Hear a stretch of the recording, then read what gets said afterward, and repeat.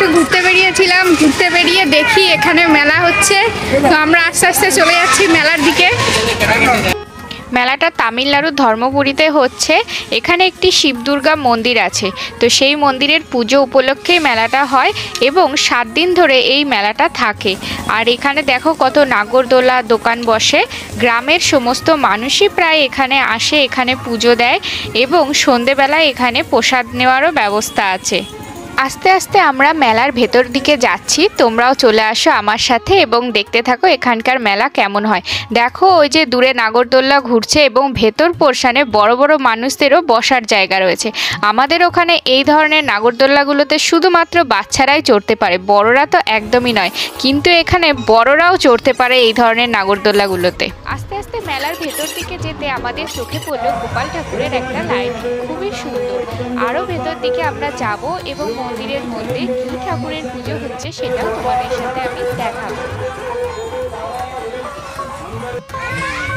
এখানে দেখো বেলুন ফাটানোর ব্যবস্থা রয়েছে, আর ওই যে দেখতে পাচ্ছ বাচ্চারা লাফাচ্ছে। আমরা ছোটবেলায় এগুলোর ভেতরে কতই না লাফালাফি করেছি, এখন এই সমস্ত কিছু দেখলে পারে খালি ছোটবেলার স্মৃতি মনে পড়ে।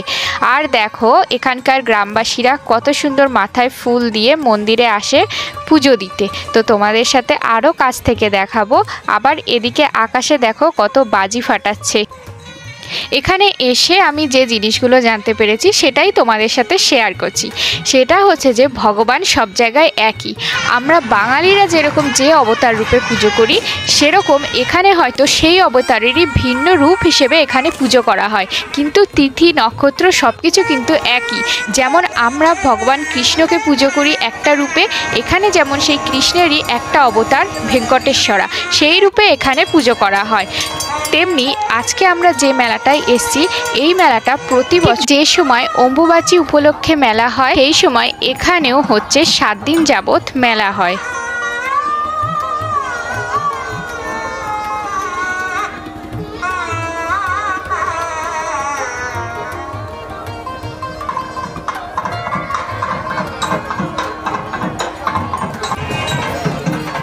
আমরা মন্দিরের ভেতরে চলে এসেছি। এখানে দেখো চারিদিকে নিমপাতা আর ফুল দিয়ে সাজানো।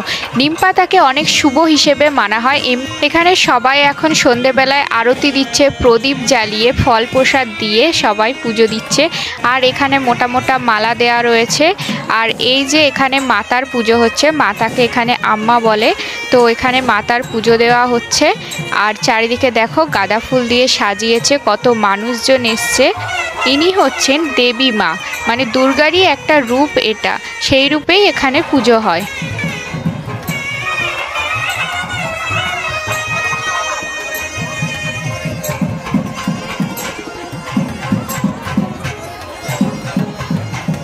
দেখো এখানে পুজোর ডালা কি করে সাজানো হয়। এখানে পুজোর ডালার মধ্যে নারকেল 2 খণ্ড থাকবেই থাকবে, আর তার সঙ্গে কলা, ফুল আর মিষ্টি জাতীয় এক ধরনের গজা এখানে দেওয়া থাকবে। এইতেই হচ্ছে এখানকার পুজোর ডালা সাজানো হয়ে যায়। ছোট হোক বা বৃদ্ধ, কোনো বয়সেই বাধা নেই যে মাথায় ফুল দেওয়া যাবে না। এখানে সবাই মাথায় সুন্দর করে ফুল দিয়ে সেজে গুজে পুজো দিতে আসে। আর ছোটরা যারা স্কুলে পড়ে বা কলেজে পড়ে, তারা পর্যন্ত মাথায় ফুল দিয়ে স্কুল বা কলেজে যায়। মাথায় ফুল দেওয়া এখানকার সংস্কৃতি বা ঐতিহ্য। তো আমরা মেলাটা ঘুরে দেখে নিলাম, তোমাদের সাথেও শেয়ার করলাম। এবার আমরা বাড়ি চলে যাচ্ছি।